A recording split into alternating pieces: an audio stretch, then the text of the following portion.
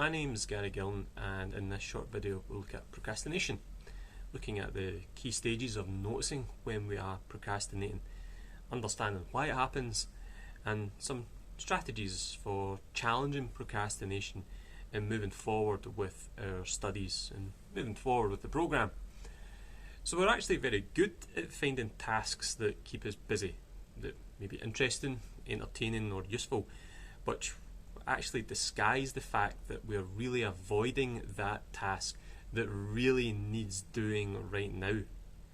Now, you can think of some of those distractions. Yeah, you can think about internet browsing, checking your social media, think about organising files on your computer, or even making endless to-do lists.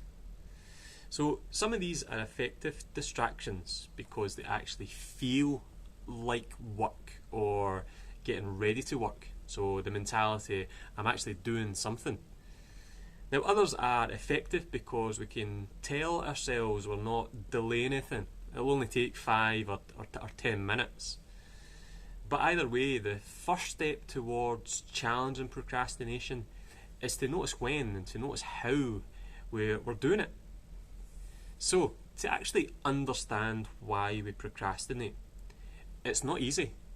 It's actually quite complicated, and there are many reasons why people avoid or put off work that needs to be done.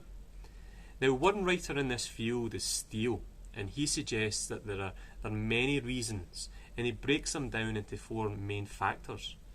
The first one's confidence. So low confidence, expectation or feel of failure will tend to increase procrastination, or if it's something that you've not done before, just putting it off.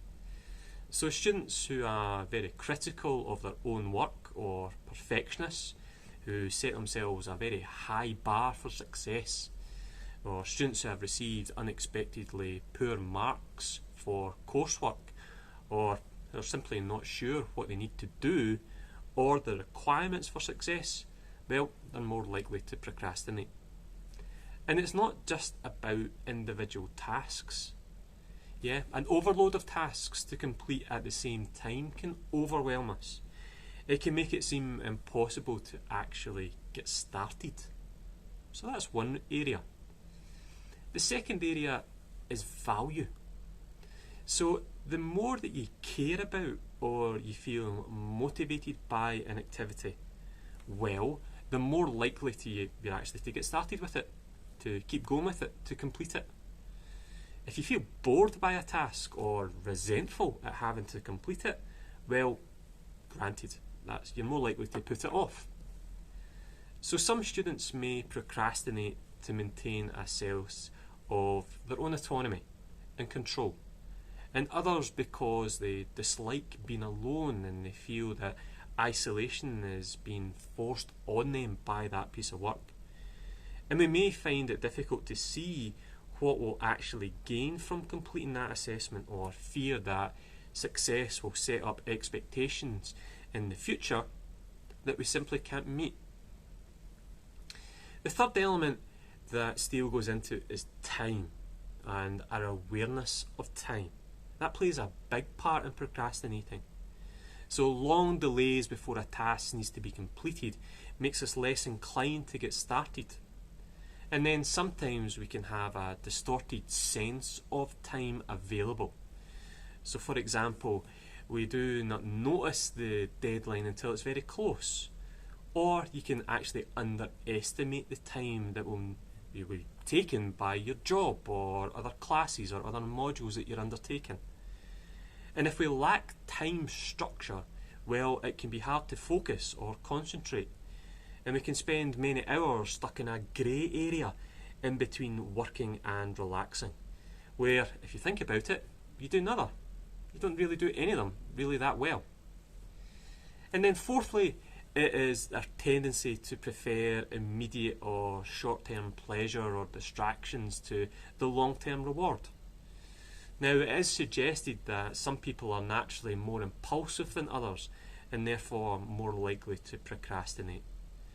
But there's also situations which make us more likely to be impulsive. If you think about it, 21st century life is full of easy access technologies to hook that impulsive tendency. Simply turn on the TV, your internet access, your smartphone, social media, gaming, etc. They are all drowning in distractions that we have available to us. So if we take these 4 factors into account, what Steele suggests that writing university coursework is effectively a perfect storm for procrastinating. Studying is designed to be hard, to challenge what you know and take you out of your comfort zone. We make no bones about that on this programme. The rewards of putting the work in, understanding, confidence, better grades, that can seem unpredictable or slow to arrive. In writing those assessments, it can be difficult. You know, that personal process, something that we do out of necessity rather than choice for a degree that looks a long way away, that can add into our low value mentality. And deadlines, well, they're often weeks or months after the coursework is assigned, so that high delay element can come into play. And writing on a computer, as most of us do, our workstations are loaded with distractions that are simply just one click away. And there's also very little separation between workspaces and social spaces, so that high impulsiveness that can come into play. But there's things that we can do to challenge procrastination. So you may ask, well, what do we do? Well, as procrastination is such a complex and tricky problem, we don't think that there is just simple one single solution that will remove it from our lives.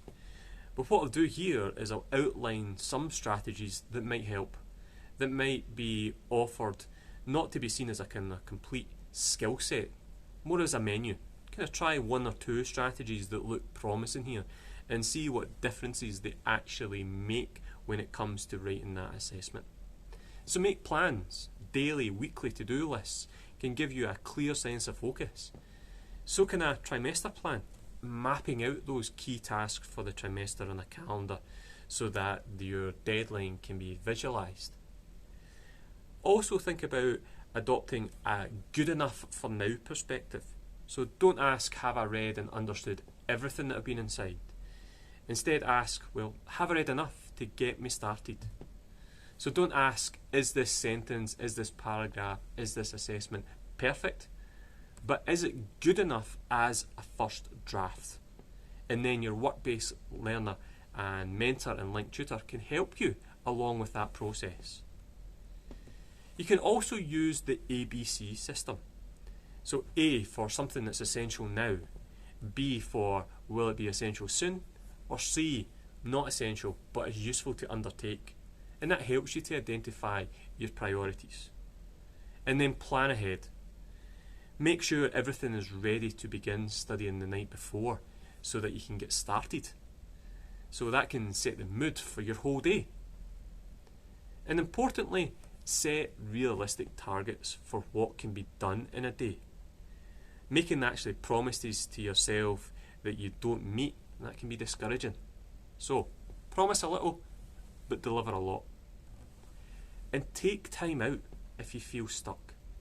Do something different, something active, and then come back with a fresh perspective. It's also important to plan study periods and breaks. So if you're working for 30, 45 minutes on, take 10, 15 minutes off. Make a commitment to keep working until that specific time. Use an alarm or a timer to take that decision out of your hands. Look at the Pomodoro technique for more on this idea. And it's important to reward yourself. Mark the completion of a task, a study period or a working day by treating yourself. Turn that distraction, which was the social media, the TV, whatever it may be, into a reward for later on. And remind yourself of past successes, both in past years and more recently what skills, what factors or people that you've helped to be effective.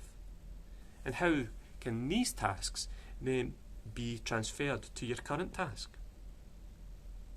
And identify what motivates you.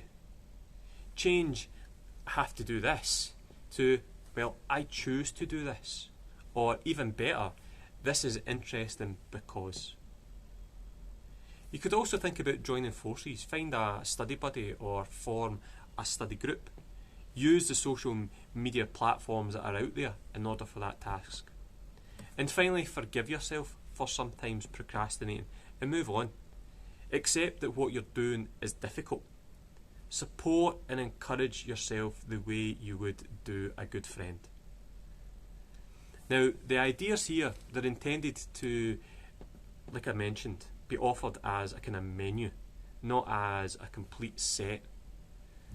But there is kind of good evidence out there that adopting some of these techniques does help.